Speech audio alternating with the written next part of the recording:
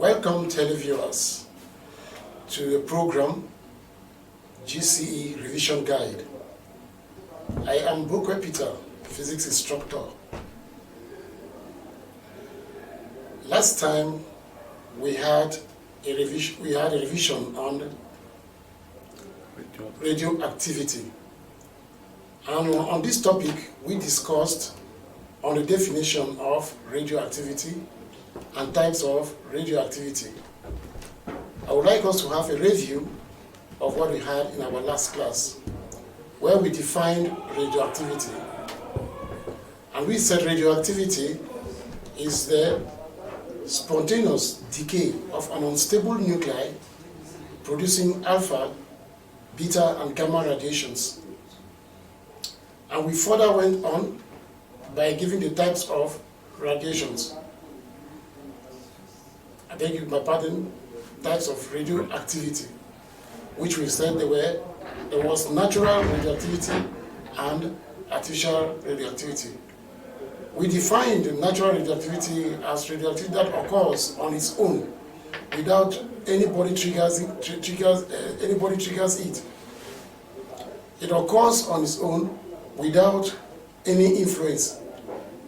This means that when an object or a substance or an atom is having a neutron-proton ratio greater than 1 or less than 1, it undergoes a radioactive decay on its own.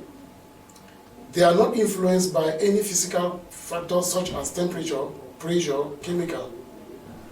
We later on went and talked about artificial radioactivity, which is the process by which a stable nuclei is made to become unstable by bombarding it with a neutron.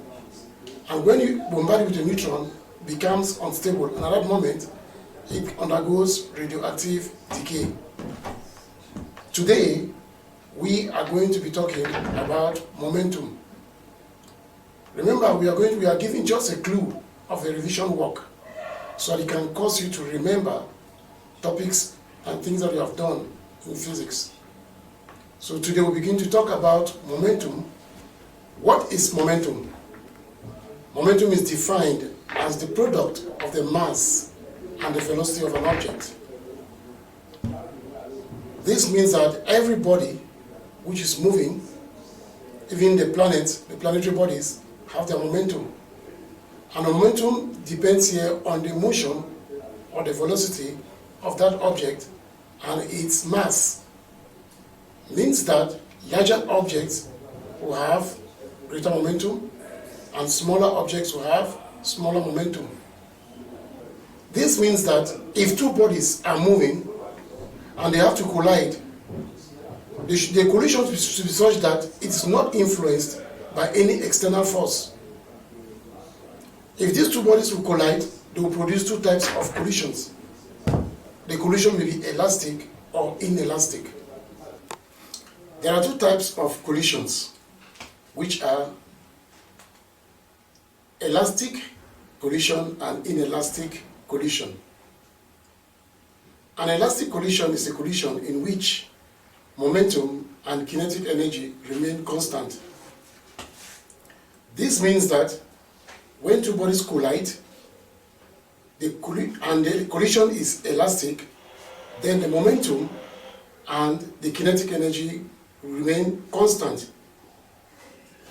For an inelastic collision, momentum remains the same while kinetic energy changes.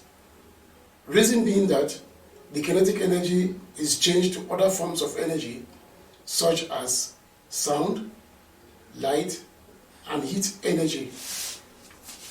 From this, we can now relate these two forms of collisions.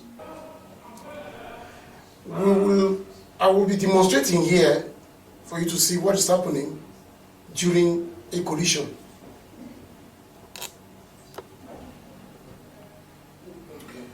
We will be seeing on the board what is happening after a collision from the principle of linear momentum, which states that for two colliding bodies within a system, collision before impact equals to collision after impact, provided no external forces act on both bodies.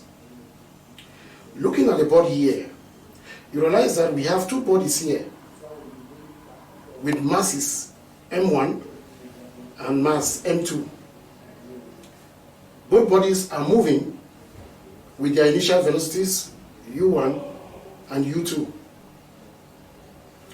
These bodies may either be moving in opposite directions or moving in the same direction.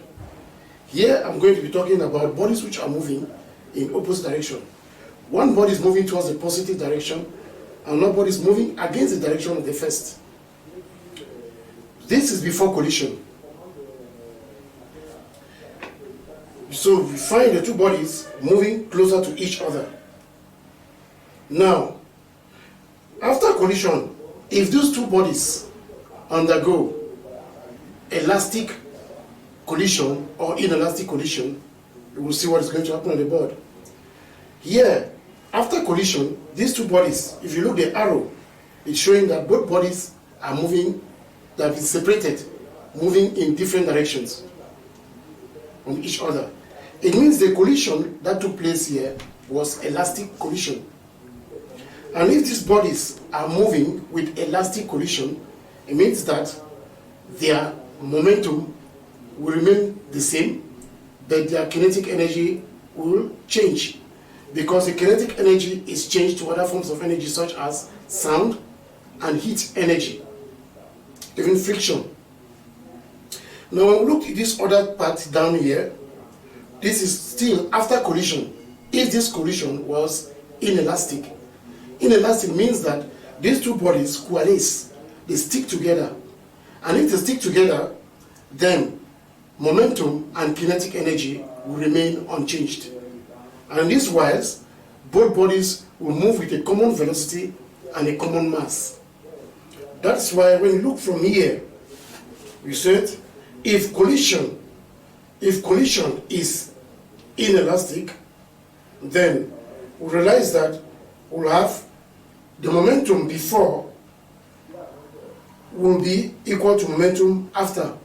And for an inelastic collision where the bodies stick together, they will move with a common velocity mv.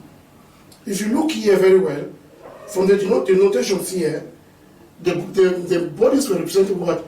Masses which were small m. But because they are moving with a common velocity and a common mass, their mass now becomes a capital M, showing that both masses have been merged together with a common velocity which is a capital V.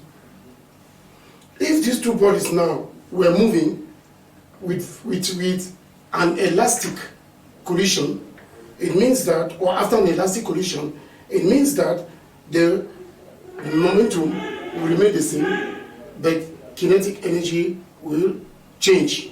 And here, the momentum